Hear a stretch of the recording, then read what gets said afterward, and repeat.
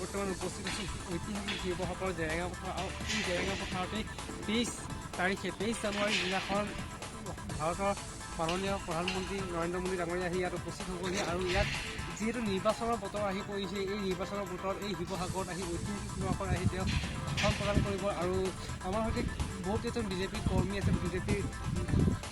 আছে তেওঁলোকৰ সৈতে কথা পাতিম। কিন্তু এটা কথা চাব লাগিব যে ইমান এখন ডাঙৰকৈ পেণ্ডেল সাজিছে ঐতিহাসিক জেৰেঙা পথাৰতে। এইখন পথাৰতে চাবলৈ গ'লে অসম সাহিত্য সভা আন্তৰ্জাতিক অধিৱেশন হৈছে আৰু এইখন পথাৰতেই নৰেন্দ্ৰ মোদী ডাঙৰীয়াই 23 জানুৱাৰী দিনাখন ভাষণ প্ৰদান কৰিব শিৱসাগৰবাসী ৰাইজৰ হৈ আগত। আৰু বহুত দূৰ দূৰণিৰ পৰা মানুহ আহিব। ইয়াত কমেও কিমান মানুহ ধৰিব তাৰ কোনো হিচাপ নাই। ইমান এখন ডাঙৰ পথাৰত ইমানখিনি মানুহ আহিব তাৰ কোনো হিচাপ নাই। আমি সকলো কথা দাদাৰ পৰা জানিব বিচাৰিম। আমাৰ লগত আছে দাদা এজন আছে, দাদাৰ পৰা জানিব বিচাৰিম। দাদা, এই যে প্ৰধানমন্ত্ৰী নৰেন্দ্ৰ মোদী ডাঙৰীয়া আহিব তেওঁলোকৰ লগত হিমন্ত বিশ্ব শৰ্মা ডাঙৰীয়া আহিব, অসমৰ মাননীয় মুখ্যমন্ত্ৰী সৰ্বানন্দ সোণোৱাল ডাঙৰীয়া আহিব আৰু বহুতো নেতা আহিব এইখন ঐতিহাসিক শিৱসাগৰ এই জেৰেঙা পথাৰলৈ। আৰু জেৰেঙা পথাৰত জেৰেঙা পথাৰৰ নাম আছে। এইখন জেৰেঙা পথাৰতেই অসম সাহিত্য সভাৰ সৰ্বপক্ষীয় অধিৱেশন হ'ব আৰু তাৰ লগে লগে কিমান মানুহৰ ইয়াত ধৰাৰ কেপাচিটি আছে বুলি আপুনি ক'ব পাৰে?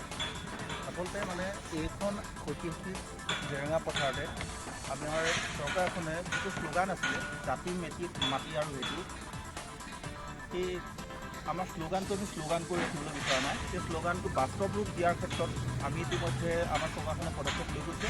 ইতিমধ্যে আমাৰ 2,80,000 খিলঞ্জীয়া ভূমিহীন লোকক আমাৰ মাটিৰ পট্টা দিয়া হৈছে।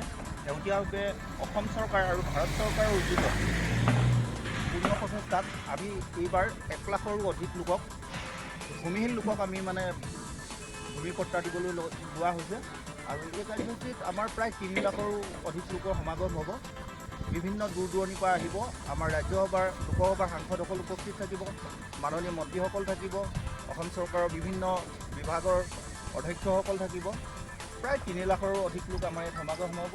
আৰু আহিব লগা দিনবোৰত আমাৰ উজনি অসমকেই নহয় সমগ্ৰ অঞ্চলত আমাৰ যি কাৰ্যসূচী হৈছে, যি খিলঞ্জীয়া লোকৰ বাবে, ভূমিহীন লোকৰ বাবে হওক, অন্যান্য আমাৰ যিবিলাক সমস্যা, এই সমস্যাবোৰ সমাধানৰ ক্ষেত্ৰত আমাৰ চৰকাৰখনে যিবিলাক সমস্যা সমাধান সুচাৰুৰূপে কৰিবলৈ গৈছে, তাৰে ইয়াত এটা ঐতিহাসিক এটা স্থান হৈ কাৰ্যসূচী হিচাপে থাকি যাব।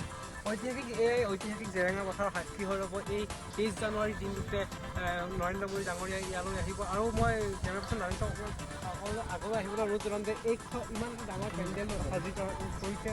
এই পেণ্ডেলটোত আহি ইয়াতেই ভাষণ দিব নৰেন্দ্ৰ মোদী ডাঙৰীয়া আৰু সম্পূৰ্ণ দৃশ্য দেখুৱাবলৈ ইমান সুন্দৰকৈ ইমান ধুনীয়াকৈ সজাই পৰাই তোলা হৈছে নৰেন্দ্ৰ মোদী ডাঙৰীয়া যিহেতু আহি পাবহি। আৰু সেই বিষয়ে সকলো দৃশ্য দেখুৱাবলৈ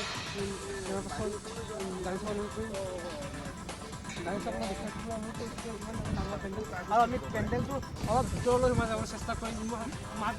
মাজত মাত্ৰ দুটা দিন আজি 20 তাৰিখ, 21, 22 তাৰিখে 30 তাৰিখে ইয়ালৈ আহিব ভাৰতৰ মাননীয় প্ৰধানমন্ত্ৰী নৰেন্দ্ৰ মোদী ডাঙৰীয়া। আৰু মই সকলোখিনি দৃশ্য জানিছোঁ দেখুৱাবলৈ দেখুৱাই দৃশ্য ইমান ডাঙৰকৈ সজাই পৰাই তোলা হৈছে এই পেণ্ডেলটোতে তেওঁলোক বুলি ক'বলৈ গ'লে অসমৰ মাননীয় মুখ্যমন্ত্ৰী সৰ্বানন্দ সোণোৱাল ডাঙৰীয়া, স্বাস্থ্যমন্ত্ৰী হিমন্ত বিশ্ব শৰ্মা আৰু ভাৰতৰ মাননীয় প্ৰধানমন্ত্ৰী নৰেন্দ্ৰ মোদী ডাঙৰীয়া আহি উপস্থিত হ'ব।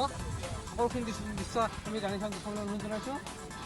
হয়, নিশ্চয়কৈ এতিয়া আমাৰ মাজত আছে ৰঞ্জিত বড়ো ডাঙৰীয়া। আমি জানিবলৈ চেষ্টা কৰিম যে 23 জানুৱাৰী তাৰিখে ইয়ালৈ মাননীয় প্ৰধানমন্ত্ৰী নৰেন্দ্ৰ মোদী ডাঙৰীয়া আহিব আৰু ঐতিহাসিক শিৱসাগৰ লাগিব আহিব আৰু ৰঞ্জিত বড়ো ডাঙৰীয়া ক'ব এই বিষয়ে? আমি আগ্ৰহেৰে ৰৈ আছোঁ অহা 23 তাৰিখে মাননীয় প্ৰধানমন্ত্ৰী ডাঙৰীয়াক পদাৰ্পণ কৰি ৰাইজক উদ্দেশ্যি তেখেতৰ বক্তব্য শুনিবৰ কাৰণে। আৰু আমাৰ চৰকাৰৰ ফালৰ পৰা যি 1 লাখ মাটিৰ পট্টা প্ৰদান কৰা হ'ব এই ঐতিহাসিক জেৰেঙা পথাৰতে আমি মহাসতী জয়মতী কুঁৱৰী ডাঙৰীয়ানীকো আমি সুঁৱৰিছোঁ। আৰু আমাৰ ইয়াত যিমানখিনি ৰাইজ সমবেত হৈ সকলোৱে আমি তেখেতসকলক সুঁৱৰিম। আৰু আমি আগ্ৰহেৰে ৰৈ আছোঁ মাননীয় প্ৰধানমন্ত্ৰী ডাঙৰীয়া অহা 23 তাৰিখৰ এই অসম ভ্ৰমণ, শিৱসাগৰ ঐতিহাসিক শিৱসাগৰ জেৰেঙা পথাৰ ভ্ৰমণ আমি আগ্ৰহেৰে ৰৈ আছোঁ। মই বিশেষ একো নকওঁ। আৰু আমি 2 লাখ ব্যক্তি আমাৰ ইয়াত উপস্থিত হ'বহি সেই দিনাখন। সকলোৱে মিলিজুলি আমি প্ৰধানমন্ত্ৰীৰ এই সভাখন সফল কৰিবৰ কাৰণে ৰাইজকো আমি আহ্বান জনাইছোঁ। সকলো আহক ইয়ালৈ, আমাৰ ওচৰ চুবুৰীয়া জিলাকেইখনৰ সকলো ৰাইজ আহি কিনি এই সভাখন সফলমণ্ডিত কৰক। আৰু আমাৰ 1 লাখ ব্যক্তিৰ মাটিৰ পট্টা দিয়াৰ এই যিটো তেখেতসকলৰ ভাগ্য এইখিনিকে কাম কৰিছে। আমাৰ বৰুৱা ডাঙৰীয়াই ক'লে যে প্ৰধানমন্ত্ৰী ডাঙৰীয়া আহিব 30 তাৰিখে আৰু সেইদিনাখনে 1 লাখ মানুহক মাটি পট্টা দিব। ইতিমধ্যে বিভিন্ন অঞ্চলত বিভিন্ন সংগঠন ইতিমধ্যে চেষ্টা কৰে যে ভাৰতীয় জনতা পাৰ্টীয়ে মাটি পট্টাৰ কথা ধৰ্ণা দিয়ে, কেতিয়াবা মাটি পট্টা নিদিয়ে বুলি কয়।